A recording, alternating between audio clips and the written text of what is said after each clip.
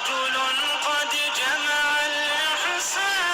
الله الرحمن الرحيم والصلاة والسلام على أشرف الأنبياء والمرسلين سيدنا وحبيبنا ومعلمنا محمد بن علي أفضل الصلاة والتسليم. And we agreed last time that Ibrahim alayhi salam, that he built the Kaaba with his son Ismail and everything was fine and dandy. So what religion did the Arabs follow? Which prophet did they follow, all the Arabs? Ibrahim alayhi salam. So they were followers of Ibrahim. Now what religion did Ibrahim preach? Did he preach to worship anybody but Allah? No. Ibrahim told people, worship Allah. Very simple. Right? So the Arabs were worshiping Allah. They would go to Hajj, and they would go to Hajj every year. They were doing all kinds of the rituals and stuff. And then something happened. Another tribe started moving close to Mecca. This tribe called Khuza'ah. The tribe in Mecca are called Jurhum. So they started having problems up until one day they started fighting. And the fighting continued days and weeks and months. So when they fight and they stop and they siege and all kinds of problems. And then one day Jurhum found out that they were weaker and they were about to evacuate. They had to leave Mecca because Jurhum is coming to attack them. But then they said, we're not going to leave the city just like that.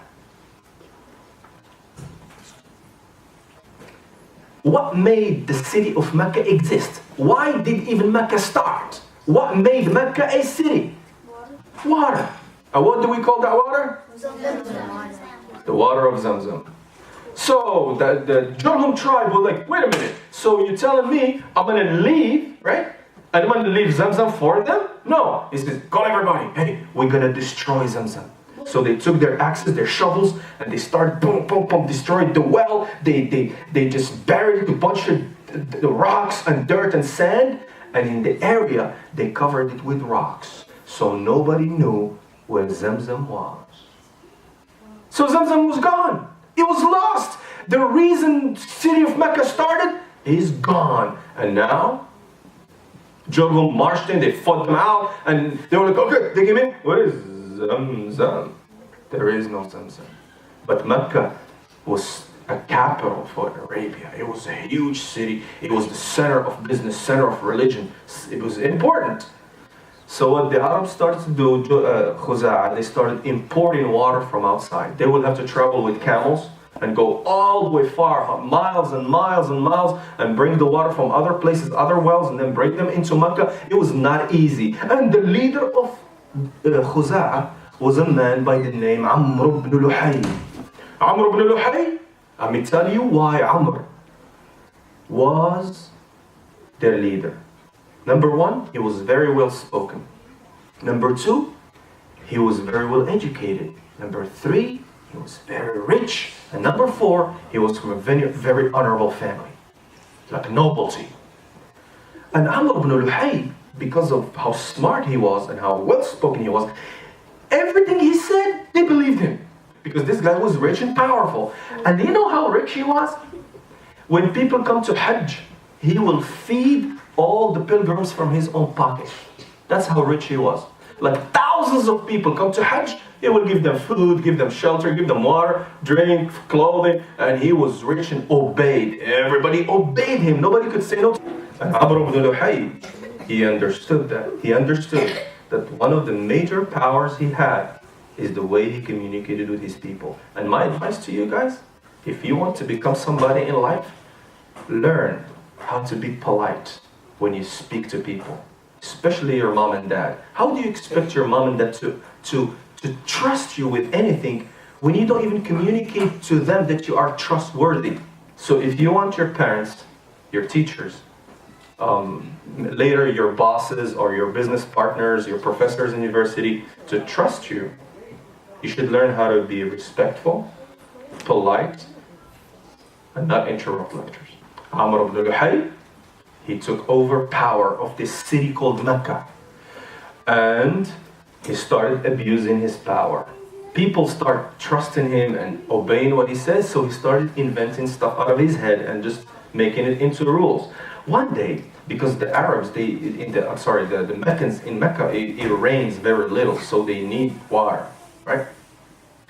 One time, Amr ibn Luhay goes on a business trip. He goes all the way to Sham, to the north.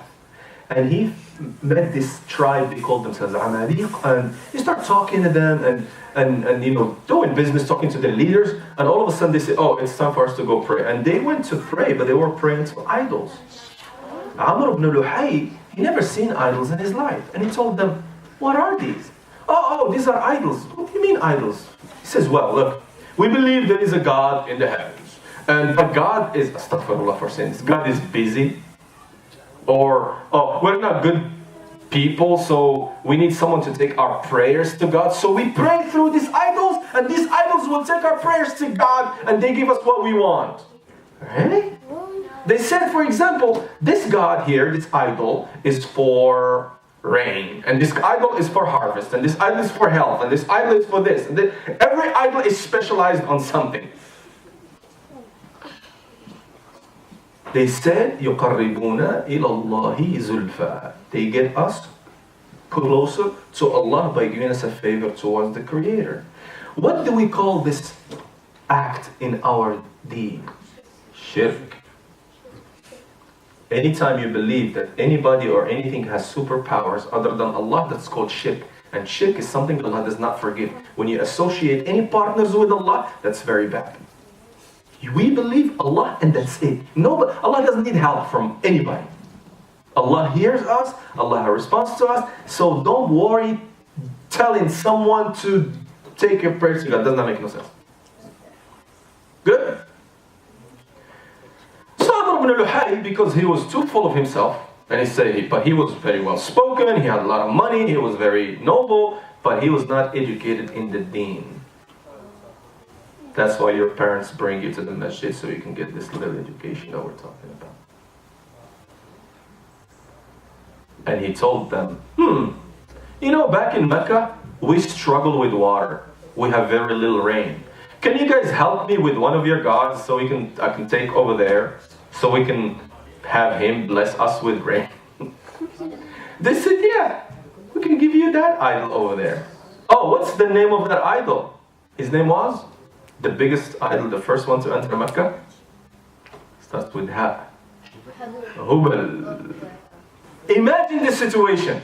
Hi guys, everybody home on YouTube also. Everybody, I want everybody to come help me because we're gonna carry God and put God on top of this camel, and so that Amr ibn Luhay can take it to Mecca. Of course, they lifted it up like this strap him. No, dude, the God's gonna fall over the camel. Oh my God, you don't understand. Listen, tie him from his feet. And then start tying the God to the camel. And that God would, piece of wood, didn't even know what was happening to it, right? So they strapped this idol to the camel, and the camel started moving, right? Marching towards Mecca. And this idol is strapped there like this. Hey guys, what you got over there? Oh, that's God. We're just taking a God to Mecca. God needs transportation, on top of a camel. Problem, the camel needed to go to the bathroom. So while the camel is doing its business, God is strapped to its back.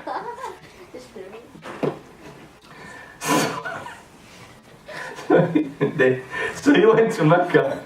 And he took the big idol Hubal, and by the way, Hubal stayed with them for 500 years. And when they were fighting the Muslims, later we're gonna see later in the story, they were praying to Hubal and praising Hubal, and brought by Amr ibn Luhay. They take Hubal, and Amr ibn Luhay was like, okay, Meccans, this is your new God. And he says, wait a minute, what happened to Allah? They said, no, don't worry about it. See? This God here will take your prayer to Allah. See, when you pray to Allah directly, He might not answer you, but you pray through this guy, it's guaranteed. Whatever you want, just pray to this God. And this God, He loves you to slaughter animals next to it, like sacrifice to that idol, Hubal.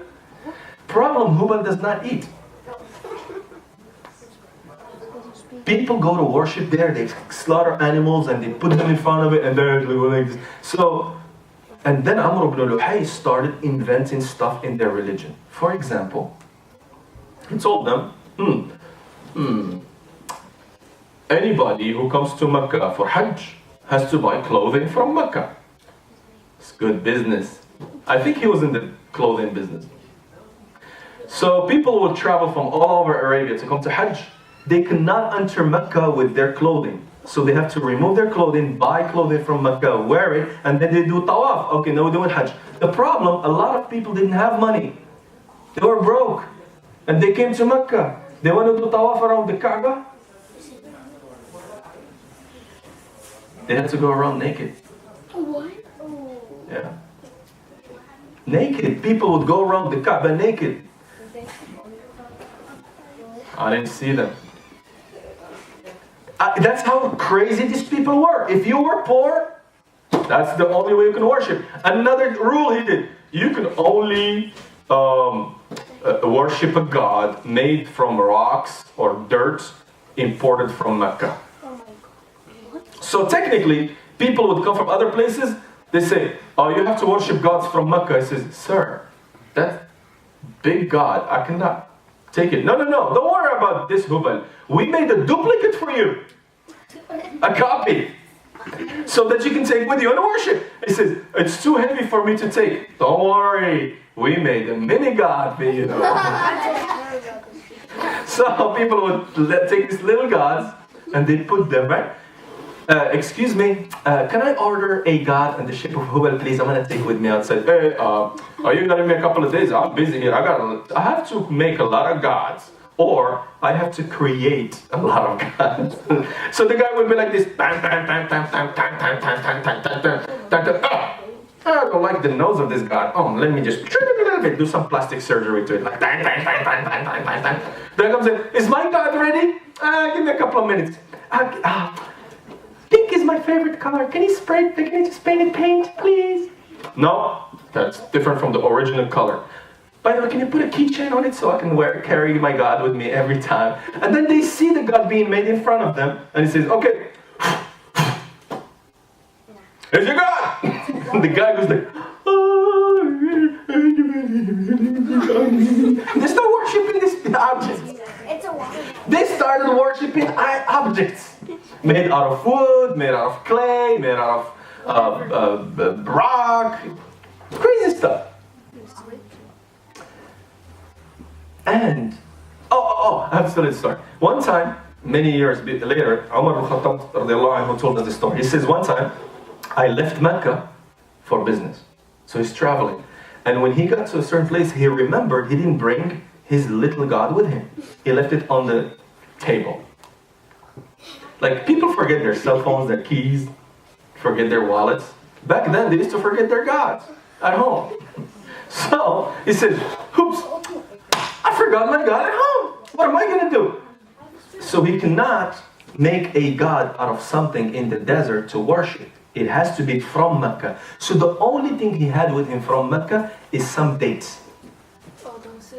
He took the dates, exactly, and he made the paste out of it, and he shaped it into the form of a god, and then he started worshiping. Like, okay, here you go, okay. Kind of look like it. Okay. Dear God, bless me. Dear God, make my travel safe. Dear God. So he worshipped that God made out of dates. Food, right? He says, later on, I got hungry. I ate my God. That's what people used to think before. They used to believe all kinds of non-logical things. Amr ibn Luhay is the one that introduced polytheism, shirk, to Arabia, and he started making laws. For example, if a camel has 10 baby camels, that camel becomes sacred. You cannot ride the camel, you cannot use the camel, you cannot eat the meat from that camel. So basically you're in Mecca and a bunch of sacred holy camels walking around. Oh, holy camel! It's like, they listened to him blindly. So through the years, people forgot prayer because everybody started making bid'ah, which is innovation in the deen, changing the deen of Allah. Until one day, they didn't know how to pray. So you know what they used to do around Kaaba? They used to clap and whistle. Like, dude. So imagine a bunch of dudes naked going like this. No sense. It makes no sense. And that's why, imagine. And Nabina Muhammad sallallahu alayhi wa sallam, he spoke about Amr ibn Luhay. He says, I saw Amr ibn Luhay in hellfire, dragging his intestines in punishment. All the Arabs were on the deen of Tawheed of Allah, and he changed their religion to polytheism and shirk. That's why Nabina Muhammad sallallahu alaihi wasallam taught us something very, very nice. He says that the best words are the words of Allah, the Quran. You read Quran, you memorize Quran, you understand Quran. And he says, if you want to follow someone, the best person to follow, Hamdulillah, the best person to follow is Muhammad sallallahu alaihi wasallam. And the worst things, listen to what Rasulullah sallallahu alaihi wasallam tells us, the worst things are innovations in the deen. Is the deen of Allah is complete and people start adding stuff. The deen of Ibrahim was complete. Why you start adding stuff? Worship idols, worship camels, do all kinds of crazy stuff. You know what I mean? He says the worst thing is when you start adding in the deen of Allah because it changes it. You start with one religion and you end up with a totally different religion. It has nothing to do with the original thing. They started with one idol from Amr ibn Luhay and they ended up with 360. So many idols all over the place, all over Arabia. So every tribe have their own god. Every family have their own idol. It just went out of control because they committed what we call bid'ah, which is innovation in the deen. The deen of Allah is complete. Nobody's allowed to add something into the deen, the acts of worship. Innovation is supposed to be in the matters of the dunya. Life, invent, be innovative, do whatever you want. But the deen is complete by Allah subhanahu wa ta'ala. Inshallah, next time, when we come back, we will talk about how Christianity entered Arabia and why it's important for us to know Surah Al-Buruj. Everybody, go home. Try to memorize Surah Al-Buruj because next week I'm going to need your help with Surah Al-Buruj. And I want you to understand Surah Al-Buruj because the story we're going to tell next time is connected with this. And Surah Al-Buruj is going to give us another story in the Quran which is going to give us the family of the Prophet ﷺ and how for 500 years the Arabs didn't have Zamzam and so on. Until next time, ask Allah to keep you safe and healthy. Jazakumullah khair. Assalamu alaikum wa rahmatullahi wa barakatuh.